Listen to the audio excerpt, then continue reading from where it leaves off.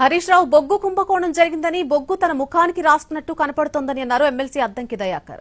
4 mines కేటాయింపులు జరిగితే దాంట్లో 3 హరీష్ రావు బంధువులు కేసీఆర్ సన్నిహితులకే దక్కాయని ఆరోపించారు.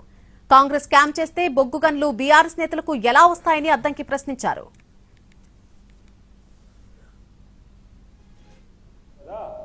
నిన్న ఒక రోజు నీకు నోటీసు తెలంగాణ అంటే అమరవీరుల త్యాగాల రాజ్యం, తెలంగాణ అంటే త్యాగధనుల రాజ్యం, దోపిడీ రాజ్యంగా మార్చింది కేసీఆర్ కుటుంబం. పరమ పవిత్రుల్లాగా నువ్వు నీ బావ మాట్లాడుతుంటే మరి నీ చెల్లె చెప్పేదానికి సమాధానం ఎందుకు చెప్పలేవు? ఇంత లంబా చూడ స్పీచ్ ఇస్తావు కదా. నిన్న ఒక రోజు నీకు నోటీసు రాగానే నిన్న ఒకటి రోజు, ఇప్పుడు ఒక రోజు, మళ్ళీ అయిపోయినాక ఒక రోజు. ఏం వేషాలు వేస్తున్నారా మీరేమన్నా?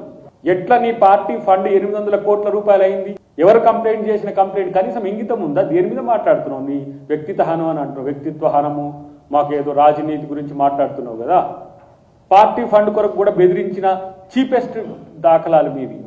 ఒక్కడు చీఫ్ మినిస్టర్ అయితే ఇంతమంది దోచుకోవచ్చా నీ కుటుంబంలో? పోనీ ఫోన్ ట్యాపింగ్ లేదని అంటున్నారు కదా, ఫోన్ ట్యాపింగ్ అక్రమంగా లేదంటున్నారు కదా. కవిత ఫోన్ ట్యాపింగ్ ఎందుకు చేసిండ్రో, కవిత భర్తది ఎందుకు చేసిండ్రో చెప్పగలరా? వాళ్ళు నేరుగా చెప్తున్నారు కదా.